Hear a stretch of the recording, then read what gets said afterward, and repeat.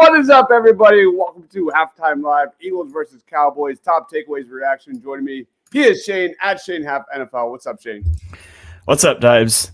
Not going the way that I hoped it was going to after that first drive on each side of the ball. Yeah, Dallas Cowboys kind of started out hot, then the Eagles kind of got it together, and it's just been that roller coaster kind of half so far with Jalen Hurts getting his knee rolled on by DeMarcus Lawrence late in this half, man. What's your quick vibe on Jalen Hurts' health and what you've seen so far? Yeah, I mean, you hope he's okay because more than this game depends on that. Looked like it didn't look awful other than the fact it's on, the knee that he's already got banged up, I think. But the offensive line's not doing Hurts any favors. The offensive line is getting whipped. The Eagles are getting whipped in the trenches today. And it's why they're losing the game right now. Yeah, you look at, Parsons. Michael Parsons, hasn't had a sack against the Eagles since, I think, week 3 of 2021. And he's been all over the place here in the first half. Does he have a sack and a half, I think? Something along those lines? Yes, 1.5 sacks. Dorrance Armstrong has the other half a sack. Yeah, it's been a frustrating game. It's only a 3-point game, but the amount of times Dak Prescott has gotten out of pressure on 3rd down, on 4th down, making big plays, man, it has killed the Eagles just like it did against the Commanders. So where do we start off? Let's start off with the defense, of course. Heading into this one, obviously the big story was how do the Eagles battle CeeDee Lamb in the slot? How do you think they've done so far? Not a very good job. I mean, and he's got 4 catches for 78 yards, 7 targets. I know one of those was a little bit of a scramble drill.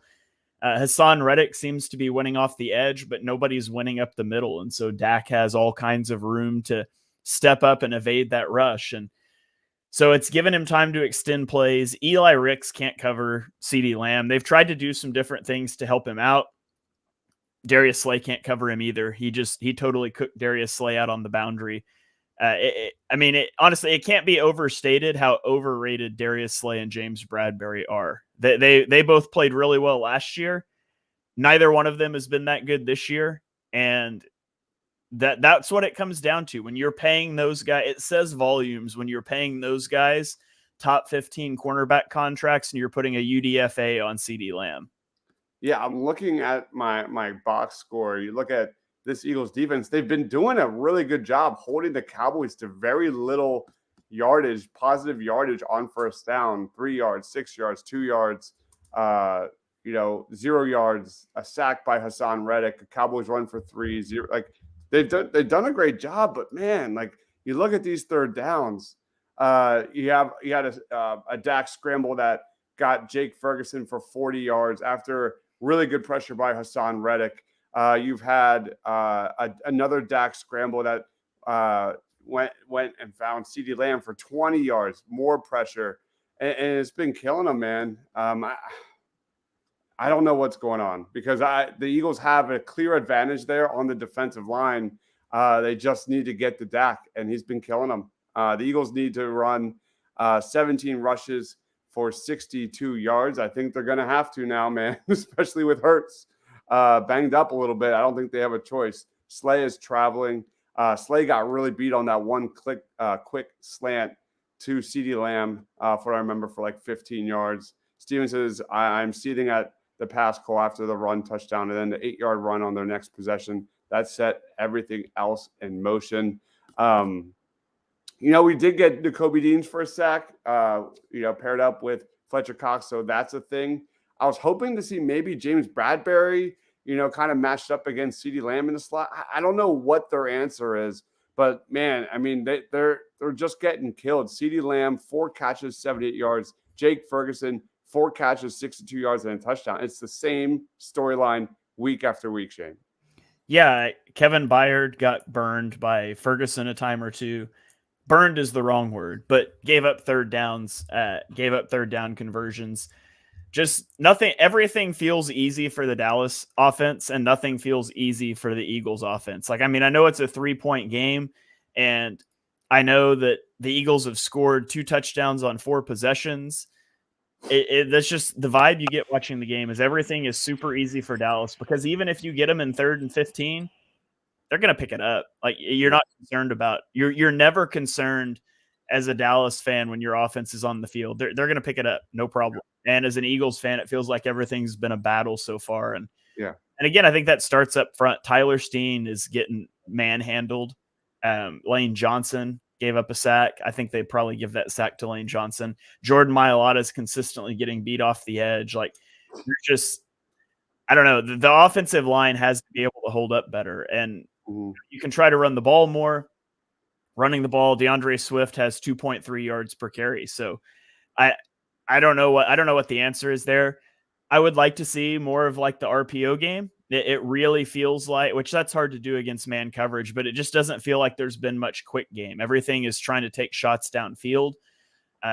Get your screen game out. Get, the slants, the rub routes. They're running a lot of man coverage. Run, mesh, those sorts of things. Just get some easy things for the offense. Right now, everything feels hard.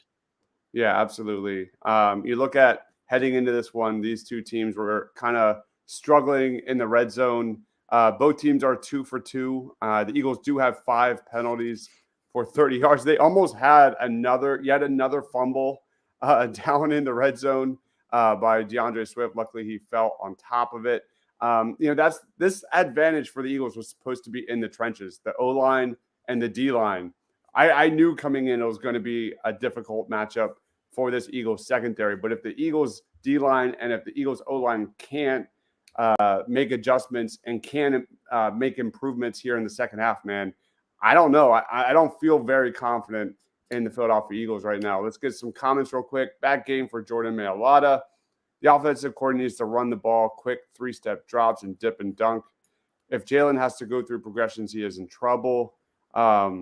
Literally picking on Bayard, Ricks, and linebackers. It's the same story, man. Every single week, Steven says Johnson needs to call some screening straws and runs to slow down the pass rush. I like that. Quinn says, I struggle to see where the Eagles have advantages. Yeah, I agree. What should we talk about next? I don't know, man. Stop fumbling the ball. Stop getting penalties. I didn't see. I need to see a replay of this false start on Jason Kelsey. They showed the replay and I still didn't see it. So I'd like to know what happened there. You were setting up to that win, the end of the first half, beginning of the second half. You hold Dallas to a field goal. You get the ball. You pick up a first down, and of course, obviously that derails. But Eagles getting the ball back. Hopefully, Hurts is able to look like himself, and it's nice at least that they get the ball first, so they can take the lead here. First drive of the third quarter. Desai has changed a lot of things up as games have gone on over the last few weeks. I fully expect him to do that. Again, it's just if the secondary is going to be able to execute, and the Eagles desperately need Jalen Carter, Fletcher Cox, Milton Williams. They need those guys to win up the middle. Hassan Reddick's doing his part off the edge. There's just all kinds of room for Dak to step up and navigate.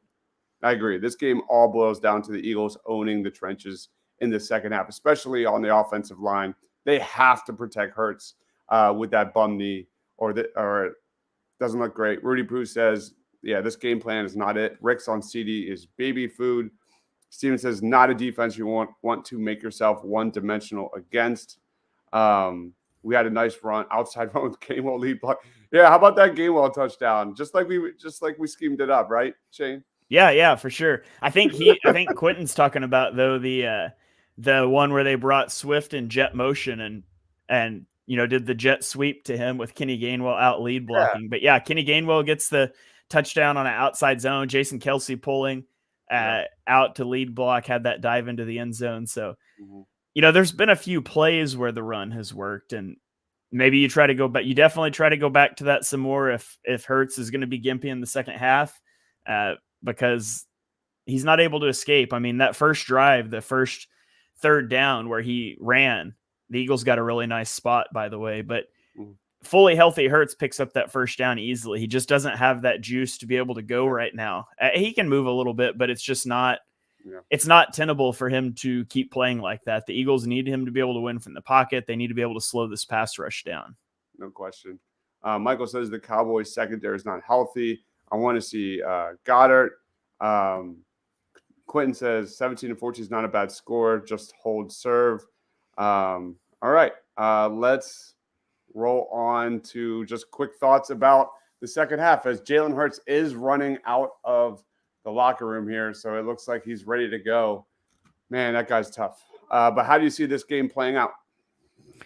I still think it's going to probably be a high scoring game unless Hurts' injury really hampers them. I think the Eagles are going to put up points. They've scored 2 touchdowns in 4 possessions. Dallas has scored 3 times in 4 possessions.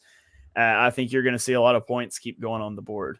Yeah, I agree with I Am Trash Panda. More 12 personnel. Let's get more 2 tight end sets. Let's get some vertical shots to A.J. Brown. We'll see what happens with that. So that wraps it up, man. Guys, we'll be back for post game. Shane, where can we find you, man? I'm on Twitter at Shane Half NFL, live tweeting the game, and then I'll be on the BGN post game show right afterwards. All right, guys. We'll see you later. Go Birds. Stay awesome, everyone.